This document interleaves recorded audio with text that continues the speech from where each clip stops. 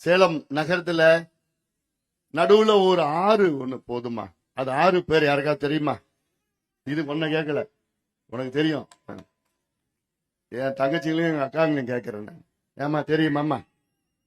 என்ன அது? திருமணி முத்தார்.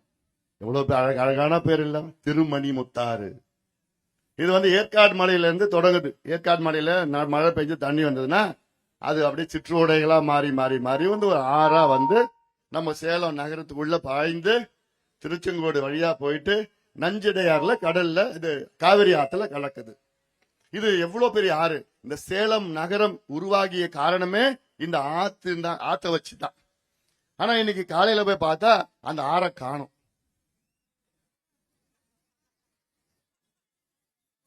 என்ன பண்றதுன்னு தெரியல. போலீஸ் ஸ்டேஷன்ல கம்ப்ளைண்ட் கொடுக்கலாமா? இந்த வடிவேல கிணத்த காணும்னு சொல்லுவாங்க. அதே மாதிரி ஆற காணும். நானும் தேடி தேடி பார்த்தேன், ஆறு இல்ல. அங்க ஒரு சாக்கடை ஒண்ணு ஓடிட்டு இருக்குது.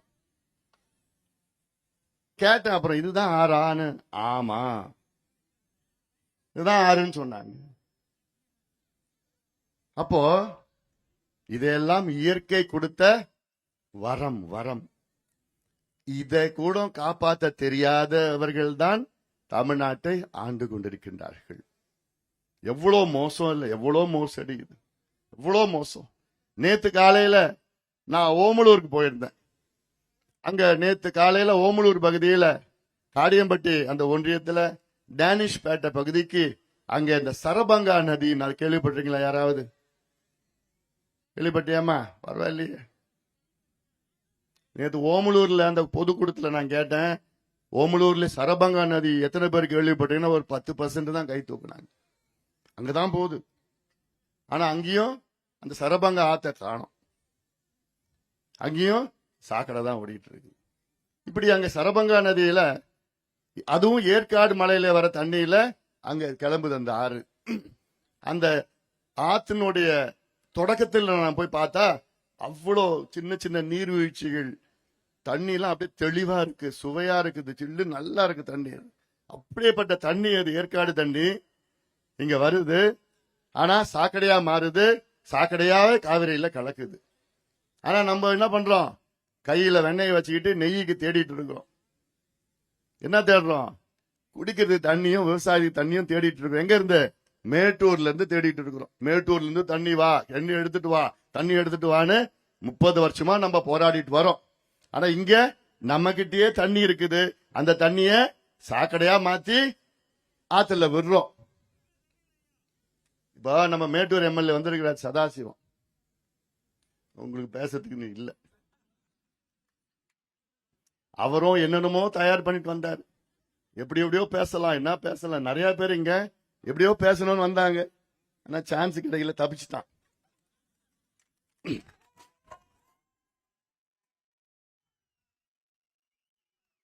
இப்பதான் சாக்கடையை பத்தி பேசிட்டு இருந்தேன்.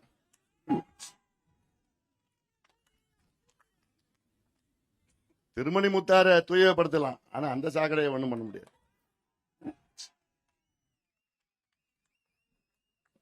இப்படி நம்ம மேட்டூர்ல இருக்கிற, நேத்து மேட்டூர் டேம் நேத்து முந்தனம் போயிட்டு வந்தாங்க காலையில. அங்க டேம பார்த்தா பச்சை கலர்ல தண்ணி, அப்படி பச்சை கலர்ல. அது என்னன்னா பெங்களூர்ல இருக்கிற கழிவு, திடக்கழிவு, ரசாயன கழிவு எல்லாமே அங்க வந்திருக்கு. மீன்லாம் செத்து போச்சு, நாத்து அடிச்சிட்டு இருக்குது. அந்த தண்ணி தான் நம்ம குடிக்கிறோம், அங்கிருந்து வரலாம். ஆனா இங்க மலை அடிவாரத்துல தண்ணி வர தண்ணிய நம்ம அதை பத்தி தெரியல, கண்டுக்கல. இன்னைக்கு காலையில கூட நான் அந்த பக்கம் போனேன், செட்டி சாவடிக்கு போனேன். செட்டி சாவடி எதுக்கு போனேன் இன்னைக்கு காலையிலனா, அங்கே உங்க குப்பையெல்லாம் அங்கதான் கொளுத்துறாங்க. மேக்னசைட் மைன்ஸ்ல கொட்டி அங்க வந்து அங்க குப்பையை கொட்டி குப்பை மண்டலமா ஆக்கி, அங்கேயும் பார்த்தா அங்க ஏற்காடு மலையிலிருந்து தண்ணி அப்படியே அந்த பக்கத்திலே வருது. தூய்மையா அவ்வளவு அழகா வருது. ஆக உங்களுக்கு இயற்கை கொடுத்த வரும் ஏற்காடு மலை. அந்த மலையில் உள்ள தண்ணியை நீங்க தேக்கி வச்சீங்கன்னா ஆண்டு முழுவதும் சேலம் மாநகராட்சியில் உள்ள அனைத்து மக்களும் அந்த தண்ணியை குடிக்கலாம். என்ன ஒரு கணக்கு நான் சொல்றேன். சேலம் மாநகரத்து மக்களுக்கு ஒரு ஆண்டு தேவை தண்ணி குடிப்பதற்கு 1 டிஎம்சி தண்ணி. சரபங்கா நதியில மட்டும் ஒரு வருஷத்துக்கு 4 to 6 டிஎம்சி தண்ணி அங்க வீணா காவிரியில கலக்குது. சரபங்கா நதியில மட்டும் திருமணிமுத்தாறுல கிட்டத்தட்ட 2-4 டிஎம்சி தண்ணி போகுது. ஆக இந்த 2 ஆத்துல இருக்க தண்ணியை நம்ம டேம் கட்டி தேக்கி வச்சு தண்ணியை மிச்சப்படுத்தணும்னா ஆண்டு முழுவதும் நீங்க சேலம் மக்கள் கொடுத்து வச்சிருப்பீங்க. நல்ல தண்ணிய, நல்ல சுவையான தண்ணிய, நல்ல கட்டுப்போகாத தண்ணியை நீங்க குடிக்கலாம். ஆனா அப்படி திட்டம் யாராவது அதை பத்தி சிந்திச்சு இருக்காங்களா? யாராவது கொண்டு வருவாங்களா? கொண்டு வர யாராவது சிந்தனை இருக்கா? இல்ல இல்ல.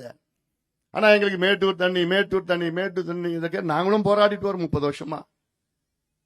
ஆனா தெரிந்தவர்களிடம் ஆட்சியை கொடுங்கள், தெரிந்தவர்களிடம் ஆட்சியை கொடுங்கள். எங்களுக்கு தான் தெரியுது மட்டும் இல்ல, ஆதங்கம் இருக்கு எங்களுக்கு, நாங்க செய்யணும். நேத்து போயிட்டு நான் பார்த்து சரபங்கா நதியில போய் பார்த்து வந்தா, நேத்தே ஒன்னு அறிவிச்சேன், சரபங்கா அணை வேண்டும், புதுசா ஆரம்பிக்கலாம், கட்டலாம். திருமணிமுத்தாறு அணையை கட்டணும்.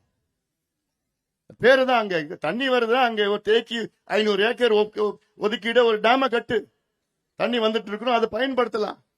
அப்படி அந்த டேம்ல இருக்க தண்ணி அதிகமாச்சுன்னா அந்த டேம்ல இருக்க தண்ணி எடுத்துட்டு நம்ம வந்து நம்ம அந்த ஏரி என்னது பனமரத்துப்பட்டி ஏரி, பனமரத்துப்பட்டி ஏரிக்கு எடுத்துட்டு போக முடியும் தண்ணியை.